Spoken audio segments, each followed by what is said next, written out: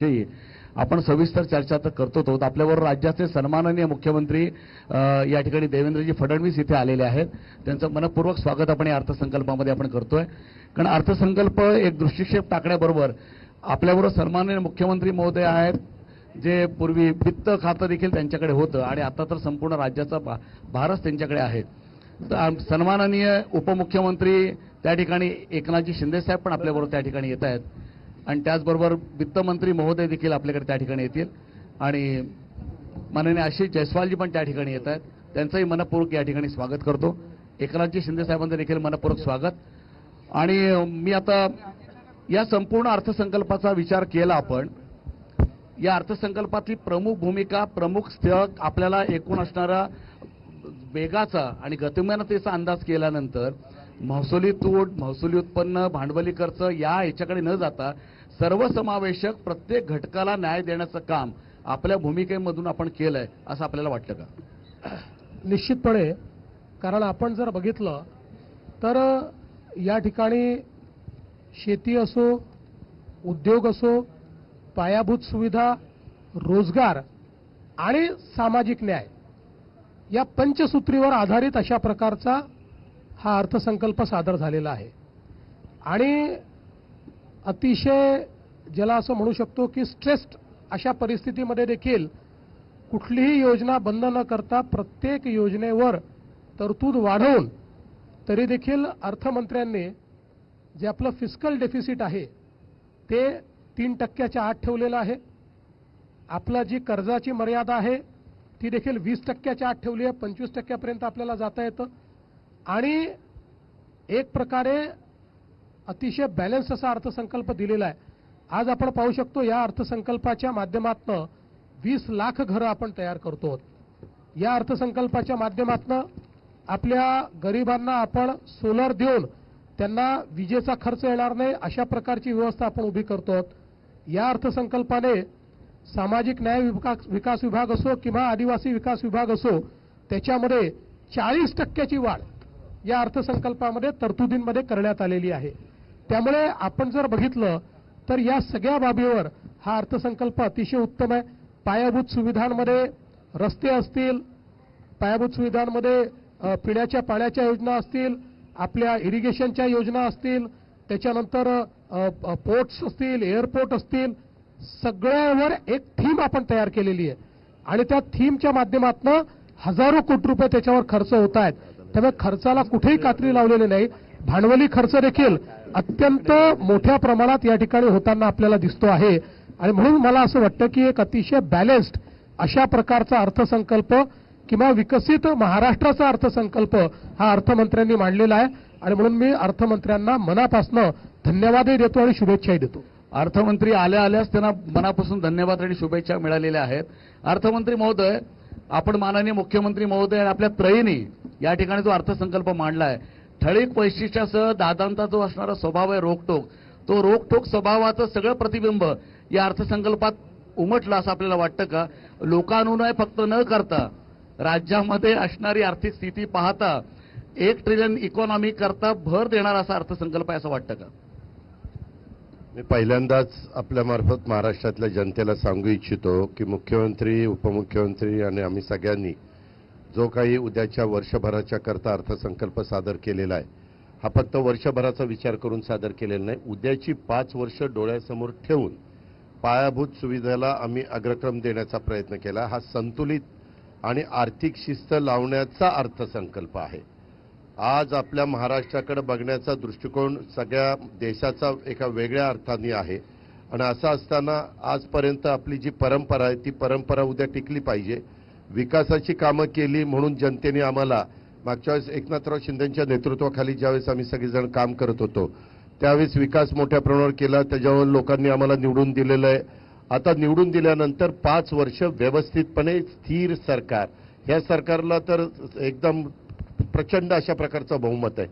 त्याच्यामुळं इतकं मोठं बहुमत असताना लोकांच्या ज्या आशा आकांक्षा आमच्या सरकारच्या बद्दल आहेत त्या पूर्ण करण्याच्या करता आम्ही कुठेही ह्याच्यामध्ये काटकसर केली नाही।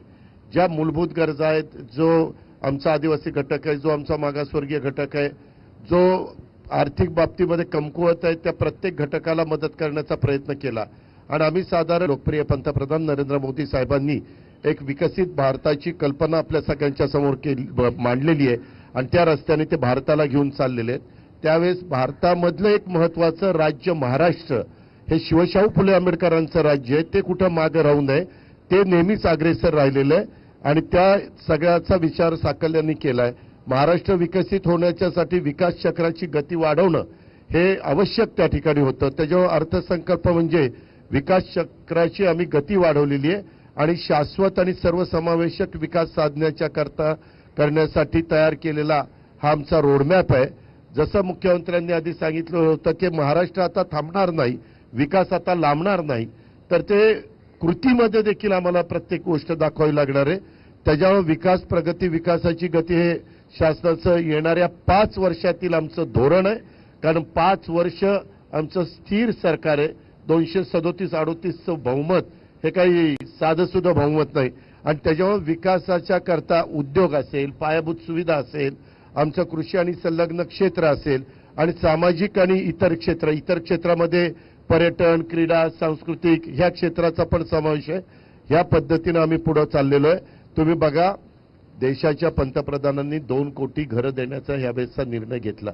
त्याच्यातली 20 लाख घरं आपण आपल्या महाराष्ट्रामध्ये त्या ठिकाणी आणली. म्हणजे सर्वांसाठी घरं हे उद्दिष्ट आम्हाला यंदा येत्या 5 वर्षामध्ये पूर्ण करायचंय आणि ते राज्याचं नवीन आमचं गृहनिर्माण धोरण असणार आहे. त्याच्यामध्ये 20 लाख ग्रामीण घरकुलं आणि 5 लाख शहरी आवास योजना अशी 25 लाख घरं या अर्थसंकल्पामध्ये ह्या गोष्टीला आम्ही 23,000 जवळपास 23,100 कोटी रुपये हा निधी ठेवलेला आहे. शहराला 8,100 आणि ग्रामीणला 15,000 अशा पद्धतीचा हा आमचा अर्थसंकल्प आहे. त्याच्यावर तुम्ही बघा, सिंचन घ्या, रस्ते घ्या, तुमचे रेल्वे घ्या, मेट्रो घ्या, विमानतळं घ्या, ग्रामीण भागातले रस्ते, जी गावं अजूनपर्यंत महत्वाच्या रस्त्याला जोडली गेली नाही ती आम्ही सिमेंट कॉन्क्रीटनी जोडतोय. सिमेंट कॉन्क्रीटनी की पुढं पुन्हा 50 वर्ष तिथं बघायचं कारण नाही, त्यांची पण चांगल्या प्रकारची सोय व्हावी. अशा प्रकारे हा विकासाचा रथाचा वेग वाढवत असताना त्याच्यामध्ये आता आम्ही ह्या रथाचं सारथ्य करण्याच्या करता 100 दिवसाचा 7 कलमी कार्यक्रमाचा कृती आराखडा त्याचाही मी उल्लेख केला. दादा मी त्याकडे येणार आहे. दादा त्याकडे येणार आहे. तत्पूर्वी एकनाथजी शिंदे साहेब, संपूर्ण आपला MMRDA हा सगळा प्रादेशिक परिसर आहे, हा महत्वाची भूमिका पुढच्या भविष्यामध्ये महत्वाची भूमिका बजावणार आहे आपल्या इकॉनॉमिक्समध्ये. जसं मुख्यमंत्री महोदय सातत्याने म्हणतात की वाढवण बंदर हा गेम चेंजर प्रोजेक्ट संपूर्ण राज्यासाठी असेल आणि आपण कुठेतरी पटीने पुढे त्या ठिकाणी जाणार आहोत. या सगळ्याचं सारथ्य नगरविकास खात्याच्या माध्यमातून आपण करतोय. पायाभूत सेवा सुविधांमध्ये मोठी भूमिका आपल्या खात्याची आहे. आपण माजी मुख्यमंत्री राहिलेले आहात, आता नगरविकास मंत्री या ठिकाणी आहात. काय वाटतं पुढच्या भविष्यात या मुंबई प्रादेशिक क्षेत्राचा चेहरा मोहरा कशा पद्धतीने बदललेला असेल? सगळ्यात आधी तर मी मुख्यमंत्री महोदयांनी अभिनंदन केलेलंच आहे. अजितदादांचं अभिनंदन करतो आणि राज्यमंत्री आपले आशिष जयस्वाल यांचंही करतो. कारण नुकताच चॅम्पियन करंडक जिंकलाय, तर मला वाटतं हे चॅम्पियन बजेट आहे. म्हणजे खूप लोकांना वाटत होतं की आता काय होणार 46,000 कोटी लाडक्या बहिणींवर गेले, आता कसे प्रकल्प होणार. परंतु अतिशय एकदम बॅलन्स हे बजेट अजितदादांनी केलं. आणि मी मगाशी देखील म्हणालो की त्यांचं किती 11 वेळा बजेट मांडणारे विक्रमी अजितदादा आहेत, 11 वेळा. आणि ते नेहमी अजितदादा म्हणतात की एकदा वादा केला की तो पूर्ण करतात. तसं आमचं महायुतीचं आहे की जे आम्ही बोलतो ते करतो. आम्ही खोटं कधी बोलत नाही. जे आम्ही महायुतीत गेले 2.5 वर्ष काम केलं, खरं म्हणजे 2.5 वर्षापासून सुरू असलेला महाराष्ट्राचा जो शाश्वत आणि सर्वांगीण विकास जो आम्ही सुरू केला त्याला अधिक वेगवान, आता देवेंद्रजी मुख्यमंत्री आहेत त्यांच्या नेतृत्वाखाली अधिक वेगवान करणारा हा अर्थसंकल्प आहे असं मी म्हणेन. त्याला गती देणारा अर्थसंकल्प आहे. आणि सगळ्यात महत्त्वाचं म्हणजे आदरणीय प्रधानमंत्री नरेंद्र मोदीजी ज्यांनी आपलं जे विकसित भारत 2047चे स्वप्न पाहिलंय, त्या स्वप्नाला पूर्णत्वास आणण्यासाठी देखील या बजेटमध्ये, अर्थसंकल्पामध्ये किंबहुना महाराष्ट्राचं मोठं योगदान ठरणार आहे. आणि म्हणून या आम्ही फक्त एक हे अर्थसंकल्पापुरतं मर्यादित नाही आहे, पूर्ण आमचा रोडमॅप आहे. आणि या रोडमॅपच्या माध्यमातून तुम्ही MMRचं जे म्हणालात, MMRमध्ये पोटेन्शियल आहे. तुम्ही सगळे म्हणत होते की मुंबई MMRमध्ये $1 ट्रिलियन, आपलं $1 ट्रिलियन आहे.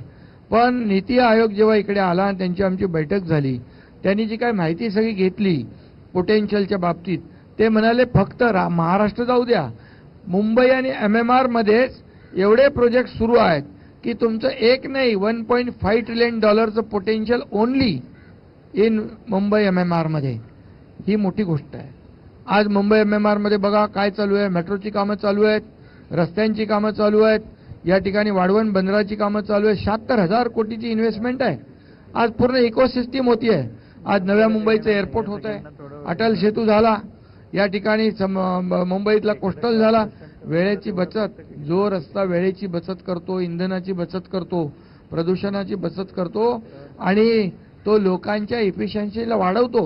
म्हणजे जे कर्मचारी असतील, अधिकारी असतील, त्यांचे लवकर कार्यालयात येतात, त्यांची इफिशियन्सी वाढते, लवकर घरी जातात, घरचे लोक खुश होतात. म्हणजे काय, शेवटी एक इकोसिस्टीम आहे ही. आता 76,000 कोटीची इन्व्हेस्टमेंट, तिकडे आम्ही एअरपोर्ट करतोय. आज आपण पाहिलं तर हा जो बांद्रा वर्सोवाचा जो सी ब्रिज आहे, तो कुठे नेतोय आम्ही? पार मीरा भाईंदर पासून तो विरारपर्यंत नेतोय.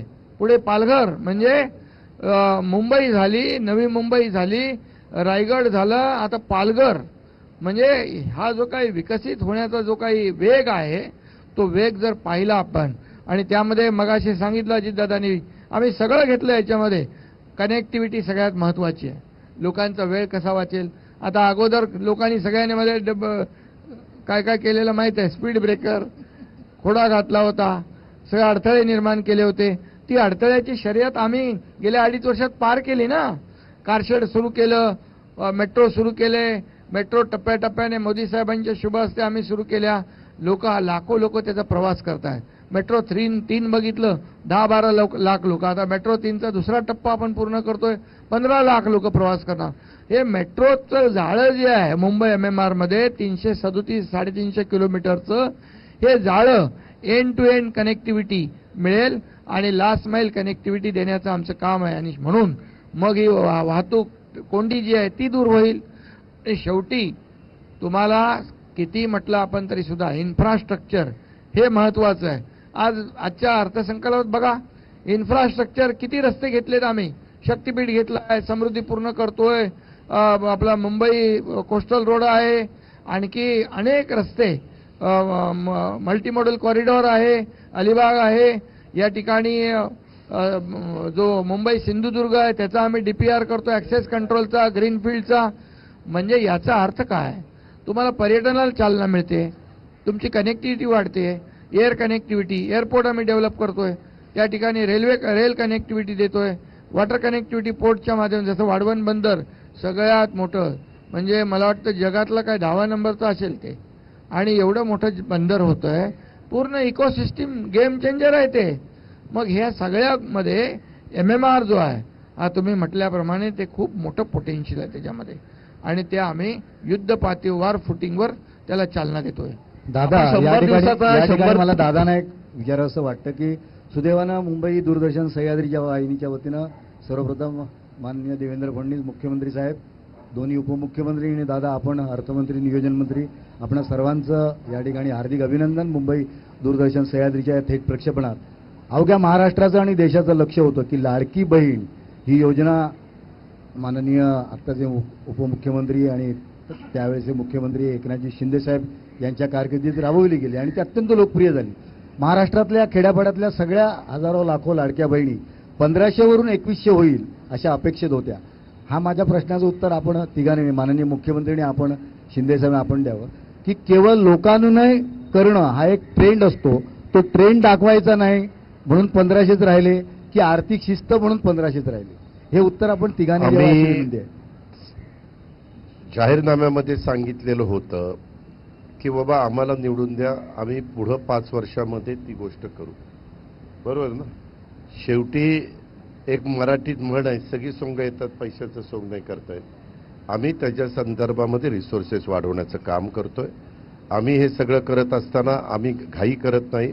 आमचं व्यवस्थितपणे उद्याचं 5 वर्षाचं त्या ठिकाणी नियोजन आहे.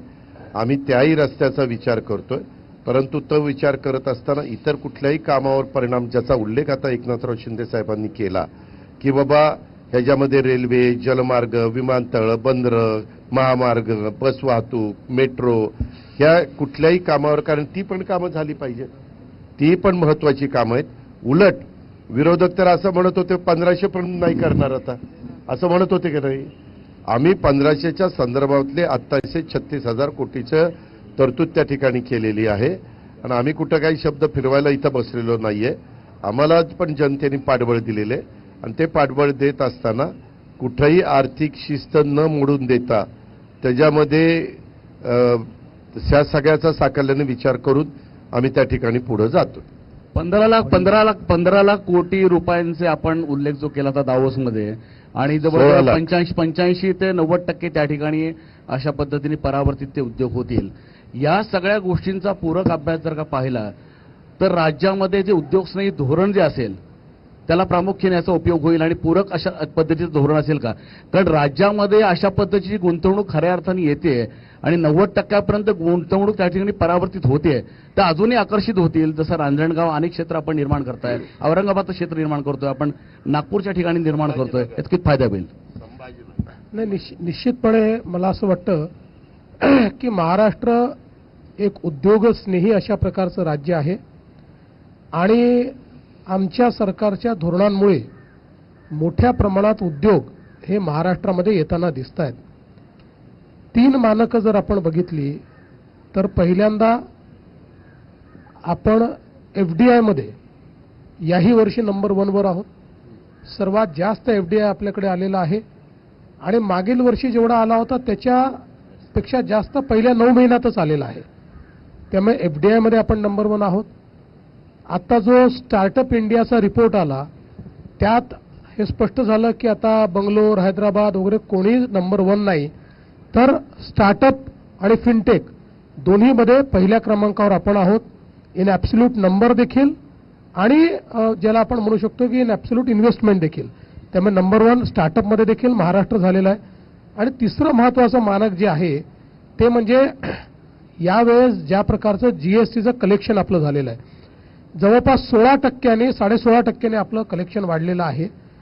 साधारण आपण बघितलं असेल तर मागच्या काळामध्ये जे नॅशनल ॲव्हरेज असतं त्याच्या 3 ते 4% आपण पुढे असतो. यावेळी आपण नॅशनल ॲव्हरेजच्या 7% पुढे आहोत. त्यामुळे उद्योगस्नेही वातावरण असेल तरच GST आपल्याकडे येईल, इन्व्हेस्टमेंट वाढली असेल तरच GST आपल्याकडे येईल. तर ही गोष्ट आपल्याला पाहायला मिळते. आणि सगळ्यात महत्त्वाचं की इतर राज्यात आणि महाराष्ट्रातला फरक असा आहे, इतर राज्यांमध्ये MOUचा कन्व्हर्शन रेट हा 45% पर्यंत आहे, महाराष्ट्रात तो 80% आहे. मी मागच्या काळातही आकडेवारी सहित दिलं, 2016ला, 2018ला, 2022ला, 23ला ज्या इन्व्हेस्टमेंट आपण आणल्या त्याची सद्यस्थिती काय आहे, त्यातले किती इन्व्हेस्टमेंट झाली. काही ठिकाणी एखाद दुसरा प्रकल्प गळलाही गेलाय, पण 80% वर आपण त्या ठिकाणी काम करू शकलो आणि त्यातल्या बऱ्याचशांचं प्रोडक्शन देखील सुरू झालेलं आहे. तर मला असं वाटतं की महाराष्ट्राची उद्योगाच्या क्षेत्रात एक प्रचंड अशा प्रकारची मुसंडी आपल्याला पाहायला मिळते.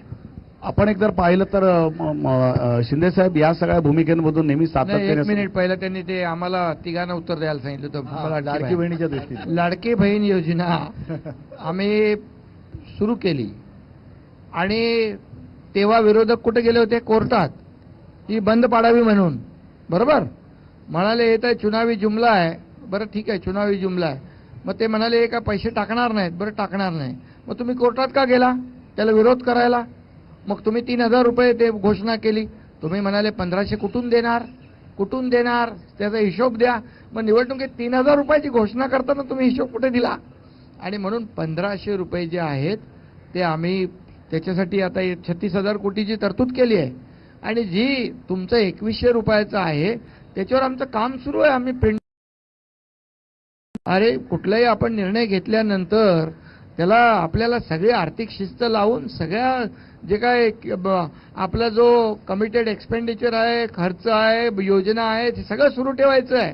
आणि इन्फ्रास्ट्रक्चर पण, हे इन्फ्रास्ट्रक्चरवर खर्च म्हणजे हा लॉंग टर्म डेव्हलपमेंट आहे. म्हणजे लॉंग टर्म डेव्हलपमेंटसाठी हा इन्फ्रावरचा जेवढा खर्च आपण करू त्याचा फायदा लोकांनाच मिळणार आहे, त्यातून लोकांनाच रोजगार मिळणार आहे. त्यामुळे तुम्हाला सांगतो, आम्ही जे बोललोय ते कुठलंही आम्ही नाकारणार नाही. ते योग्य वेळेला तुम्हाला आम्ही कळवू. आम्ही हे असं आता करतोय. म्हणजे मुख्यमंत्री महोदयांनी एक महत्त्वाचं बिलकुल नाही, मुख्यमंत्री महोदयांनी परवा तिघ भाऊ, मजबूत भाऊ आहे तिकडे, शब्द पक्का शब्द असणार. तिघा भावांनाही आमच्या शुभेच्छा. मुख्यमंत्री महोदयांनी परवा असेंब्लीमध्ये सांगितलं की सगळे निर्णय जे असतात ते आम्ही सर्वानुमते घेत असतो. उगाच काही ठिकाणी विरोधाचा आणि टीकेचा सूर कारण नसताना लागवतात. राज्य प्रगतीच्या घोडदौडीमध्ये पुढे जात असताना असे स्पीड ब्रेकर जे लावण्याचे प्रयत्न करतायत त्यांना आपण हे सगळे निर्णय आपण सर्वानुमते एकत्र बसून घेता, हे आपणही आपल्या पडणं एकदा सांगितलं तर उद्योगस्नेही वातावरणाला पूरक ठरेल ते. अरे बाबा, मी मगाशी सांगितलं की जे आम्ही 2.5 वर्षात जो स्पीड होता आमचा डेव्हलपमेंटचा, त्याच्यामुळे तर लोकांनी आम्हाला लँडस्लाईड मॅन्डेट दिलं. आता देवेंद्रजींच्या नेतृत्वात आम्ही टीम म्हणून काम करतोय आणि ही टीम जी आहे त्याला त्या आणखी जो वेग आहे विकासाचा त्याला आम्ही वाढवणार आहोत. आणि म्हणून तर इंडस्ट्री काय येते इकडे, काय येते, कारण हे उद्योगस्नेही राज्य आहे, हे इंडस्ट्री फ्रेंडली स्टेट झालेलं आहे. इथे इन्फ्रास्ट्रक्चर आहे, कनेक्टिव्हिटी आहे, स्किल्ड मॅन पॉवर आहे. इथे कोणी एखाद्या उद्योजकाला त्रास दिला तर डायरेक्ट त्याच्यावर कारवाई आम्ही करतोय. ती कारवाई काय करतो सांगत नाही मी, पण कारवाई ताबडतोब होते आणि म्हणून त्या उद्योजकाला दिलासा मिळतो. आणि म्हणून एक विश्वास. अगोदरचे उद्योजक का पळाले सांगा. मी जेव्हा मुख्यमंत्री झालो तेव्हा 2च महिने झाले तो फॉक्सकॉन वेदांतवाला इथून गेला. बोले कोणी पळवला, या महायुती सरकारने पळवला. असा कुठला उद्योग 2 महिन्यात 4 महिन्यात जातो का? त्याला प्रिपरेशन करायला वर्षभर लागतं. आता त्यांच्या काळात उद्योजकांच्या खाली बॉम्ब ठेवले. आता कसं उद्योजक येणार इकडे? आम्ही घराखाली. आणि तुम्हाला सांगतो, उद्योजक गेला की आपण काय म्हणतो, आम्ही काय म्हणतो, तुम्हाला काय पाहिजे, तुम्हाला कुठल्या सुविधा पाहिजेत, काय पाहिजे, कुठले परमिशन पाहिजे आम्हाला सांगा. पूर्वीचे म्हणायचे आमचं काय, मग कसं तो राहणार, पळून जाणार ना. आणि म्हणून उद्योग स्नेही वातावरण आहे. आम्ही टीम म्हणून काम करतोय. आमचा एकच अजेंडा आहे, डेव्हलपमेंट. आम्ही पूर्वीसारखा नाही हो, खुर्चीच्या मागे लागणारे नाही. आम्ही माणसांचे प्रश्न शोधणारे आहोत. खुर्ची शोधणारे नाही, माणसांचे प्रश्न शोधणारे, माणसांच्या अडचणी शोधणारे आम्ही लोक आहोत. त्यामुळे तुम्ही एकच आहे, तुम्ही पण सांगा सगळ्यांना, हे काय स्पीड ब्रेकर कोणी टाकले होते अगोदर? नाही, आम्ही म्हणजे अरे बाबा, अगोदर टाकणारे कोण? ते अगोदरचे लोक होते, ते आम्ही सगळे स्पीड ब्रेकर उखडले, काढून टाकले, फेकून दिले. आणि आता चांगला स्मूथ रस्ता आहे विकासाचा, वेगवान. आणि त्याच्यावर आम्ही काम, आमचा अजेंडा एकच आहे, या महाराष्ट्राला पुढे न्यायचं, महाराष्ट्रात सर्वांगीण विकास करायचा. या राज्यातल्या प्रत्येक सर्वसामान्य कुटुंबाच्या आयुष्यामध्ये सोन्यासारखे दिवस आणायचे, चांगले दिवस आणायचे. या सोन्याच्या दिवसाच्या अनुषंगानंच माझे सहकारी चंद्रशेखर टिळक आणि यशवंत चंद्रशेखर टिळक त्यांच्याकडे जाण्यापूर्वी तत्पूर्वी चंद्रशेखर बावनकुळेजी आपल्या बरोबर आहेत. बावनकुळेजी, आपणही आहात, आपण महसूल विभागाची महत्वाची जबाबदारी पार पाडताय, काय थोडक्यात सांगता येईल? आपण नंतर राज्यमंत्री महोदय आहेत, अर्थ राज्यमंत्री, त्यांच्याकडे जाऊन चंद्रशेखर टिळक मी आपल्याकडे येतो. मी माननीय, आपण समाधानी आहात का? दिसतंय चेहऱ्यावरून आपल्या. माननीय मुख्यमंत्री आणि दोन्ही उपमुख्यमंत्र्यांचे आभार मानतो की जे शब्द महाराष्ट्राच्या जनतेला दिले होते, खास करून बघा 45 लक्ष शेतकऱ्यांना 5 वर्ष आम्ही एकही पैसा न वीज देऊ, हा महत्वाचा निर्णय केला होता. तो निर्णय आपल्या सरकारने आता कायम ठेवला. अनेक निर्णय. आणि महाराष्ट्राच्या शेतकऱ्यांना शेतात जाणाऱ्या रस्त्यापासून तर शेतकऱ्यांना समृद्ध करण्यापर्यंत, म्हणजे या राज्यातलं असं कुठलंही सेक्टर नाही ज्या राज्याच्या सेक्टरला या बजेटमध्ये न्याय मिळाला. आणि त्यामुळं महाराष्ट्राच्या 14 कोटी जनतेच्या भविष्याच्या करता एक चांगलं बजेट आमच्या सरकारने दिलं आहे. म्हणून मी माननीय अजितदादा, माननीय मुख्यमंत्रीजी, शिंदेजी आणि आमच्या संपूर्ण टीमचं मी अभिनंदन करतो. अर्थ राज्यमंत्री आपल्याबरोबर आहेत, तरुण आहेत आणि पुढच्या भविष्याची दिशा तुमच्यासारख्या लोकांना पुढे खांद्यावर घेऊन जायचं आहे. मग हे पण सगळी मंडळी तरुणच आहेत. तर देखील काय वाटतं, अर्थराज्यमंत्रीमुळे आपण त्या ठिकाणीच पहिल्यांदा अर्थसंकल्प मांडलात. लाडकी बहीण योजना आणल्यानंतर एकंदरीत पूर्णपणे असं चित्र निर्माण केलं होतं पूर्ण महाराष्ट्रात विरोधकांनी की आता सरकारची तिजोरीमध्ये काही पैसा राहणार नाही, कुठल्याही पायाभूत सुविधेचं काम होणार नाही. आपण जर आता हा जो अर्थसंकल्प पाहिला तर आपल्याला एक गोष्ट प्रामुख्याने जाणवेल की आपण लॉंग टर्म बेनिफिटच्या योजना घेतल्या, दीर्घकालीन फायदा देणारे, कायमस्वरूपी मालमत्ता निर्माण करणारे. आज जर तुम्ही पाहिलं की आपण जेव्हा इन्फ्रास्ट्रक्चरवर पैसे खर्च करतो त्यातून देखील एक मोठ्या प्रमाणामध्ये राज्याची इकॉनॉमिक ग्रोथ होतो, त्यातून रोजगार निर्मिती होते, त्यातून पैशाचा जो अर्थचक्र विकास चक्र आहे तो चालतो. आणि आज आपण बघा की इतकं महाराष्ट्रात मोठी लोकसंख्येचं राज्य आहे. मध्य प्रदेशने लाडकी बहीणमध्ये सुरुवातीला 1200 रुपये दिले होते. माननीय मुख्यमंत्री आणि दोन्ही मुख्यमंत्री महोदयांनी त्या संदर्भामध्ये 1500चा निर्णय घेतला. आपण जर एकंदरीत विचार केला तर महाराष्ट्रामध्ये असं वाटत होतं की आजही आपण देशामध्ये जे कर्ज घेण्याची आपली 25% मर्यादा आहे ती आज आपण 18.25% वर गेलो नाही. आणि देशाचे इतर कुठलेही जे पश्चिम बंगाल वगैरे 25% वर गेलेले आहे. इतकी सर्व आर्थिक परिस्थिती, कारण की महाराष्ट्रामध्ये आपलं इन्कम देखील मोठ्या प्रमाणात वाढत, जे काम आपण गुंतवणूक करतो त्यातून जे काही पैसे आपल्याला उपलब्ध होतात त्यातून इथला जो अर्थकारण चालतो, जो चक्र चालतो तो एक मोठ्या प्रमाणात चालतो. एका बाजूने आपण लोकांना वैयक्तिक लाभ देऊन शेतकऱ्यांना आर्थिक मदत केली, व्यक्तिगत मदत केली. दुसऱ्या बाजूने पायाभूत सुविधेवर पैसे खर्च केले. आपल्या राज्याचे जे टॅक्सपेयर आहे त्यांची अपेक्षा असते की इन्व्हेस्टमेंट झाली पाहिजे, पायाभूत आमच्यासाठी सोयीसुविधा निर्माण झाली पाहिजे. शेवटी हा टॅक्सपेयरचा पैसा असतो. आणि मी माननीय अजितदादा पवार साहेबांचा आणि मुख्यमंत्री आणि दोन्ही उपमुख्यमंत्र्यांचं मनापासून अभिनंदन करतो की त्यांनी जे मार्गदर्शन केलं, त्यांनी ज्या पद्धतीचं या भागामध्ये जे योजना राबवल्या, आज एका बाजूने वैयक्तिक लाभ आणि दुसऱ्या बाजूने पायाभूत सुविधा याची जी सांगड या ठिकाणी घालण्यात आलेली आहे, हे दीर्घकाळपणे या राज्याच्या वेगवान प्रगतीला एक दिशा देणारी आहे. आज मुंबईचा बदललेलं चित्र, मुंबई मेट्रोचं बदललेलं चित्र, रस्ते विकास योजना, हे सर्व एकंदरीत पूर्ण बजेटमधले महिलांच्या सक्षमीकरणपासून सर्व गोष्टीचा जर विचार या ठिकाणी केला, कृषीपासून सर्व क्षेत्राचा, ते एक दीर्घकालीन महाराष्ट्राची दिशा बदलणारा अर्थसंकल्प आहे असं माझं या ठिकाणी मत आहे. आपण आता अंतिम टप्प्यात आहोत. आपल्याकडे चंद्रशेखर टिळक अर्थतज्ञ आपल्या बरोबर आहेत, यशवंत पाध्यजी आहेत, माध्यम सल्लागार जेवी भाटकर पण आहेत. चंद्रशेखर टिळकजी, आपल्याला प्रातिनिधिक स्वरूपात आपणच आपली भूमिका मांडत, मगाशी आपण बराच वेळा आपण यावर चर्चा केली. काय वाटतं तुम्हाला, सगळं या ठिकाणी दिलं गेलंय, काय थोडंसं राहिलं असं वाटत असेल तर त्यांना विचारा. कोणत्याही अर्थसंकल्पात मिळेल तेवढं नागरिकाला कमीच वाटत असतं, त्या दृष्टिकोनातनं नाही.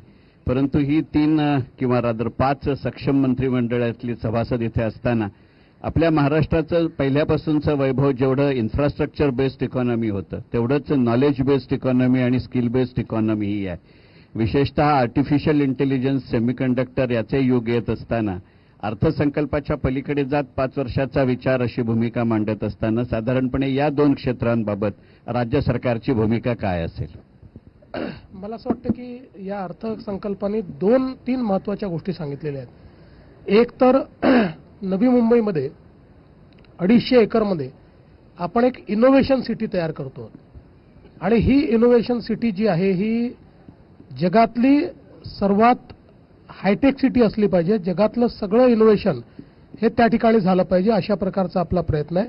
आणि ही कम्प्लिटली AI बेस्ड सिटी आहे, त्यामुळे आर्टिफिशियल इंटेलिजन्सचा उपयोग आपण त्याच्यामध्ये करणार आहोत. खरं म्हणजे मला सांगितलं पाहिजे की महाराष्ट्र आर्टिफिशियल इंटेलिजन्समध्ये फर्स्ट मूव्हर होता. आपण ज्यावेळेस आर्टिफिशियल इंटेलिजन्सचं थोडं हे सुरू झालं तर पहिलं सेंटर आपण 2017 साली मुंबई विद्यापीठामध्ये महाराष्ट्र सरकारने वाधवानी फाउंडेशनच्या माध्यमातून सुरू केलं, जे अतिशय चांगल्या प्रकारे चालू आहे. 2018 साली आपण वर्ल्ड इकॉनॉमिक फोरम सोबत इंडस्ट्री 4.0चा एक करार केला आणि त्याचं एक सेंटर आपण सुरू केलं. आणि आता ही इनोव्हेशन सिटी जी आहे ही इनोव्हेशन सिटी एकदम आपल्याकडे एक मोठं परिवर्तन करेल. आता या AIच्या संदर्भात आणि त्याचसोबत आज AI coupled with space technology, कारण आपल्याला माहिती आहे स्पेस टेक्नॉलॉजीने देखील खूप मोठ्या प्रमाणात परिवर्तन घडवलेलं आहे. तर AI coupled with space technology अशा प्रकारचं एक गव्हर्नन्स आपल्याला पाहायला मिळतो. तर या बजेटमध्ये त्या स्पेस टेक्नॉलॉजीच्या संदर्भात काय गुंतवणूक आणता येईल याची पॉलिसी देखील आपण तयार करतो आहोत. त्यामुळे हा जो काही नवीन अशा प्रकारच्या संकल्पना आहे, आणि मला एक अजून उल्लेख केला पाहिजे की त्याचा उल्लेख आपल्या बजेटमध्ये आहे की आपलं जे Shri Ratan Tata skill development university आहे, या युनिव्हर्सिटीने मायक्रोसॉफ्टच्या सोबत 10,000 महिलांना एआय मध्ये ट्रेन करण्याचा कोर्स ऑलरेडी सुरू केलेला आहे आणि त्याला आपण अधिक बळकटी देण्याचा प्रयत्न करणार आहोत. त्यामुळे एआय हा आपला मोठा फोकस आहे. आपण आता मेटासोबत एक करार केलेला आहे आणि या करारामध्ये संपूर्ण आपला गव्हर्नन्स हा व्हॉट्सअपवर आपण आणतोय. आतापर्यंत लोकांना वेबसाईटवरनं अर्ज करावे लागायचे, आता वेबसाईटवरनं नाही. आता पुढचे सगळे अर्ज ते व्हॉट्सअपवर करू शकतील, पैसे व्हॉट्सअपवर भरू शकतील आणि डिलिव्हरी व्हॉट्सअपवर घेऊ शकतील. अशा प्रकारचं आपण एआय एनेबल्ड असं काम या ठिकाणी केलेलं आहे. त्यामुळे निश्चितपणे आपण जे सुचवलं आम्हालाही हे वाटतं की $1 ट्रिलियन इकॉनॉमीकडे बिझनेस युज्युअलनी जाता येणार नाही, त्याकरता टेक्नॉलॉजी आणि एआयनीच जाता येईल.